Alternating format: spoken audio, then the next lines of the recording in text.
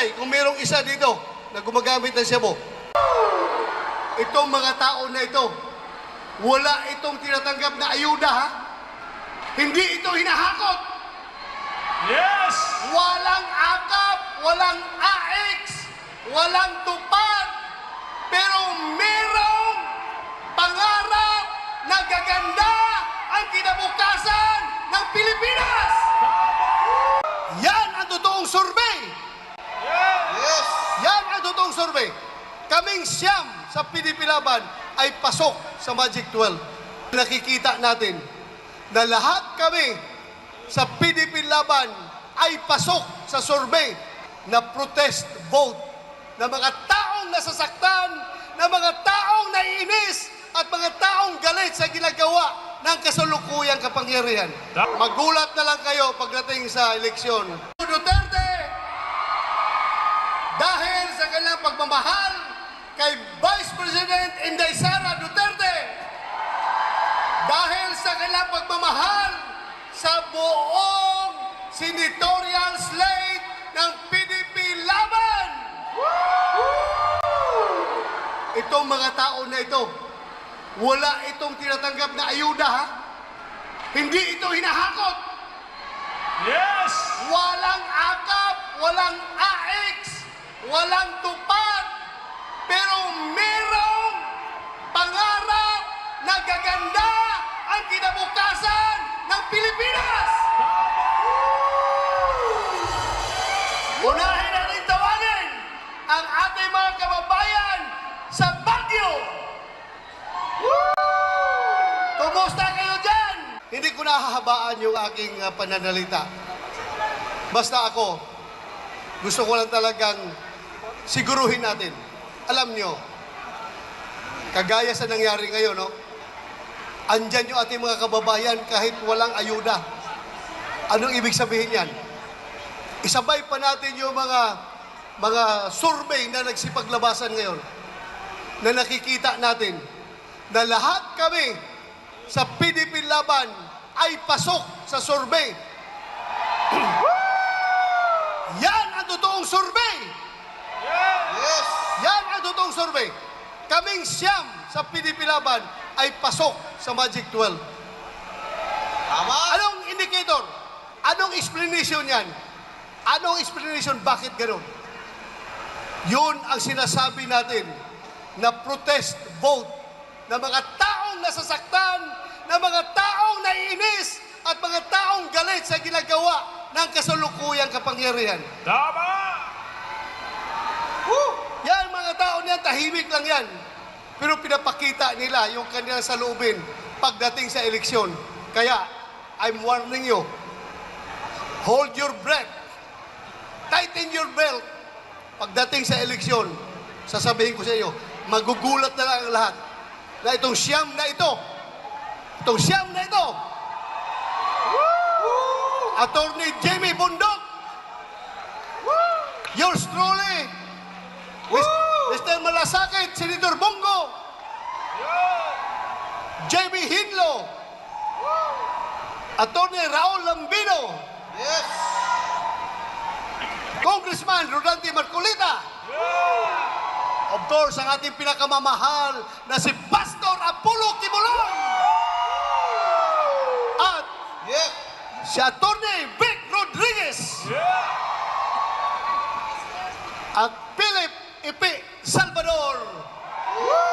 Magulat na lang kayo pagdating sa eleksyon. Itong lahat na ito ay nakakalusot.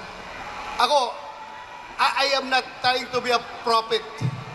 I'm just trying to share with you yung aking nakikita habang ako yung umiikot sa buong Pilipinas. Nakikita ko talaga yung damdamin ng puso ng Pilipino. Na gusto nila talaga, sir, straight PDP Laban kami. Yun lang yung nagsasalita. Pero yung iba tahimik. Ayaw magsalita. Pero sabi nila, makita na lang ninyo, sir, sa magiging resulta ng halalan. Tingnan ninyo kung anong kalalabasan yan. Kaya, sana tayo, huwag tayong mawalan ng pag-asa. Fight pa rin tayo, kumbate pa rin tayo. Dilaras! Ano yung nangyayari ngayon, di ba? everyday makita mo sa social media, meron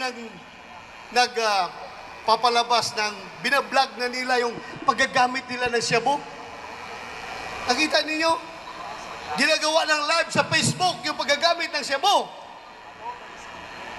Ang masaklap nito, parang itong mga tao na ito, pakiramdam nila, ito na ang new normal.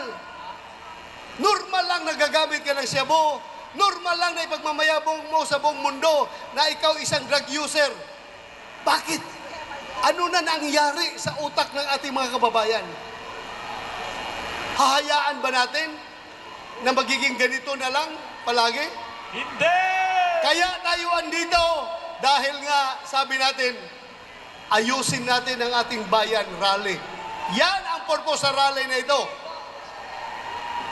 Ang mahirap dyan, yung ating mga anak, kabataan natin, wala tayong control sa kanila. Sila sige scan sa social media at nakikita nila itong mga adik na gumagamit ng shabu na pinag-post yung kanilang illegal activity. Anong isipin ng kabataan? Ay, normal lang pala. Ay, sikat ka pala kung gagamit ka ng shabu. Kikita ka pa dahil ginagawa mong content sa iyong vlog yung paggagamit ng shabu. Kawawa. Kawawa ang kabataan, kawawa ang Pilipinas. Kaya huwag nating hayaan ito. Alam nyo, itong line-up na siyam ng Pinipilaban, wala dito kahit isa gumagamit ng shabu. I can assure you, Yes! Tama! ako'y magpapabitay kung mayroong isa dito na gumagamit ng shabu o kahit anong klaseng drugs. Ito mga tao na ito ay malinis talaga. I can assure you. Kaya tulungan natin ito sila dahil sila ay magiging team na tagapaglinis ng ating bayan. Tutulong sila sa ating kampanya laban sa illegal na droga. Ay magiging team na tagapaglinis ng ating bayan. Tutulong sila sa ating kampanya laban sa illegal na droga.